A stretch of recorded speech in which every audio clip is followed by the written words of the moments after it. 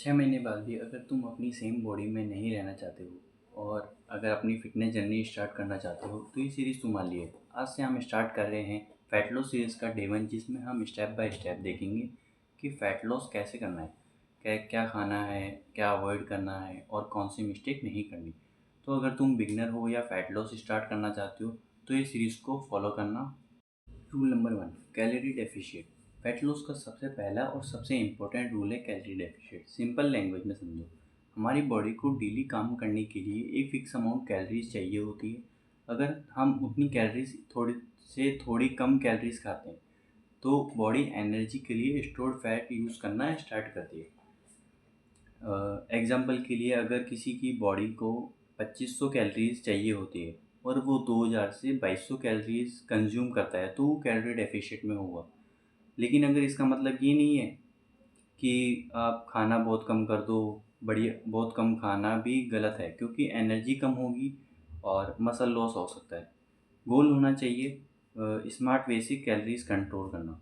Rule number 2, protein high रखो। Fat loss के लिए दूसरा इंपॉर्टेंट रूल है प्रोटीन। बहुत लोग फैट लॉस के चक्कर में बस खाना कम कर देते हैं लेकिन प्रोटीन नहीं लेते। प्रोटीन हमारी बॉडी में मसल को मेंटेन करने में हेल्प करता है। जब हम फैट लॉस करते हैं तो आपका गोल सिर्फ वेट कम करना नहीं होना चाहिए, बस एक बाकी एक बल्कि एक अच्छी शेप वाली बॉडी बनाना होना चाहिए।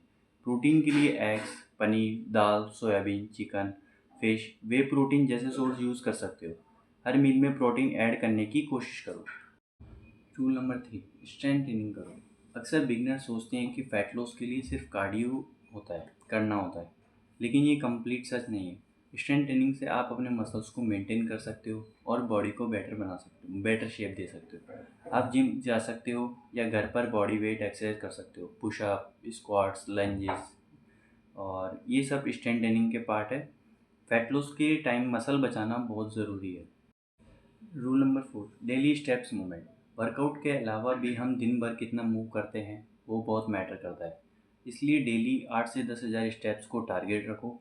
और इस आप एक्स्ट्रा कार्डियो करने की ज़रूरत नहीं अगर आप डेली एक्टिव हो।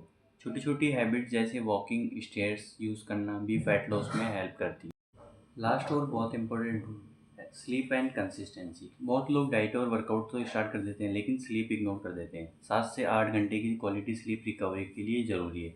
और सबसे इम्पोर्टेंट है कंसिस्टेंसी। फैट लॉस कोई 7 दिन का चैलेंज नहीं है, ये एक प्रोसेस है। आपको हर दिन 100% सही नहीं होना, बस ज़्यादा दिन तक अपनी हैबिट्स फॉलो करनी है। अब बात करते हैं कुछ कॉमन मिस्टेक्स की। नंबर 1, क्रैश डाइट करना, सिर्फ कार्डियो करना, प्रोटीन इग्नोर करना, हर दिन वेट चेक करके डिमोटिवेट होना, एक दो दिन वीक में रिजल्ट एक्सपेक्ट करना। फैट लॉस में पेशेंस सबसे इम्पोर्टेंट है। तो ये था फैट लॉस सीरीज़ का डे 1, जिसमें हमने समझा फैट लॉस के 5 बेसिक रूल्स जो हर बिगनर्स को फॉलो करना चाहिए। अगर तुम भी अपने फैट लॉस जर्नी स्टार्ट कर रहे हो तो इस सीरीज़ को फॉलो करो, क्योंकि हम स्टेप बाय स्टेप हर चीज़ को डिटेल में समझेंगे। कल की वीडियो में हम बात करेंगे फैट लॉस के सबसे इम्पोर्टेंट टॉपिक के बारे में, कैलोरी डेफिशिएट क्या होता है, कैसे कैलकुलेट करते हैं और अपने लिए सही कैलोरी कैसे डिसाइड करें। तो चैनल को सब्सक्राइब करो और मिलते हैं डे 2 के अंदर। Thank you.